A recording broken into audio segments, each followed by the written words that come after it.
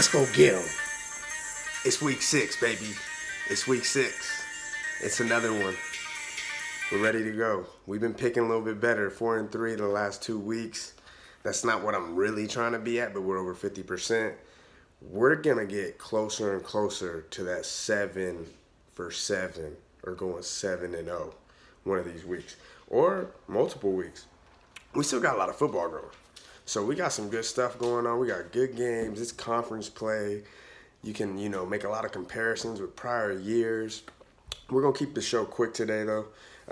No education. Quick recap. I already said 4-3 over the year, just sitting at 47%. So we're getting there. We're getting there. You got to think, too. I'm putting in money lines. I'm putting in all types of things, man. It's not, it's not just spreads, right?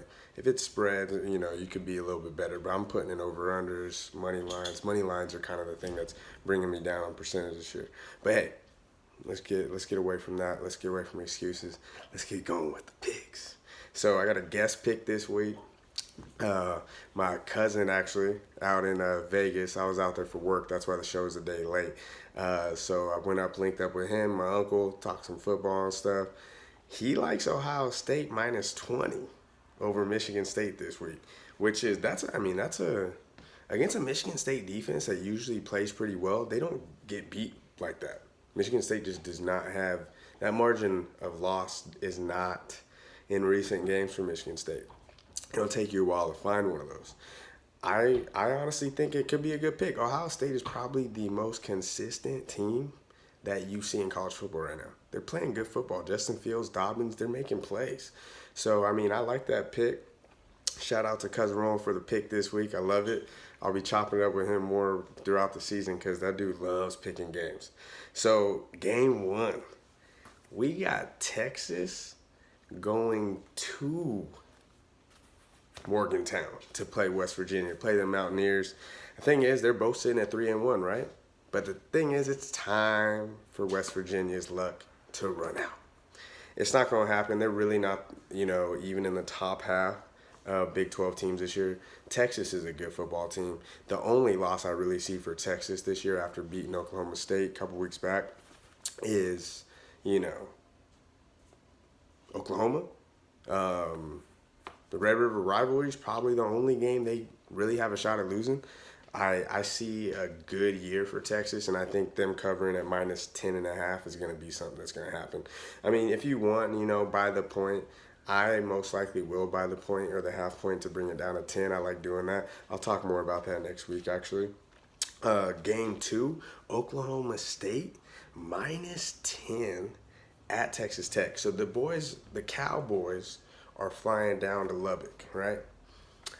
I like Oklahoma State. I think Hubbard, Sanders, and sorry about that, I'm blanking. Hubbard, Sanders, and Wallace, Tylen Wallace are some ballers. That's a smooth little group of triplets, and I like them. They played very well against Kansas State. Texas Tech was blown out by Oklahoma last week. Really, ever since my man Cliff left, they haven't been playing so well. I know it's the first year. They've only played like 4 or 5 games this year since Cliff has left. But Texas Tech's not the same kind of Texas Tech.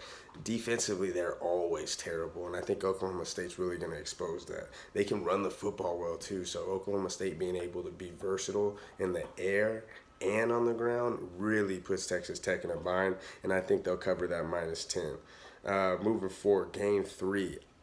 Let's talk about some option football, baby. Air Force at Navy. I like it. Air Force minus 3.5. Traveling to Annapolis to play Navy. Air Force whooped up on Navy last year. It was 35-7. I think Air Force just has better athletes, and I think they're going to do it again. Do I think they're going to blow them out like that? No. But I think it'll be a good game. I think Air Force probably wins the game by 10 or 13 points. They're both well-coached football teams. Air Force only losses to a pretty good Boise State team this year. So I think that's a quality loss, and they've been just, rolling this year and being able to really put up some points. So I like Air Force in this game. I don't think Navy's got the athletes to really outmatch them. Game 4, North Carolina minus 10.5 at Georgia Tech. I like North Carolina here. I think Sam Howell's really been able to get more comfortable and play well under this Mac Brown system. They played extremely well against Clemson. Look at that. And Clemson's like really a struggling team, but they have the athletes, they have the guys. Clemson's supposed to blow them out. They only win by one. Really almost lost the game. Terrible 2-point play called by North Carolina, but you know what? It is what it is. Nobody expects them to win. Got to go for it. I like Mac Brown. He goes for it. He gets his players going. He's really changing the culture there, and they're going to put up a solid minus 10.5 over Georgia Tech. If you want, buy the half point there too. Bring it down to 10 just in case. Moving forward, over, under, wonder, baby. Now you guys are going to think I'm tripping or I'm on something for this. I actually like Iowa at Michigan, and I like the over 47.5. This is crazy. Last year they didn't even break 30 points in the matchup. The thing is both teams have showed glimpses of playing good offense.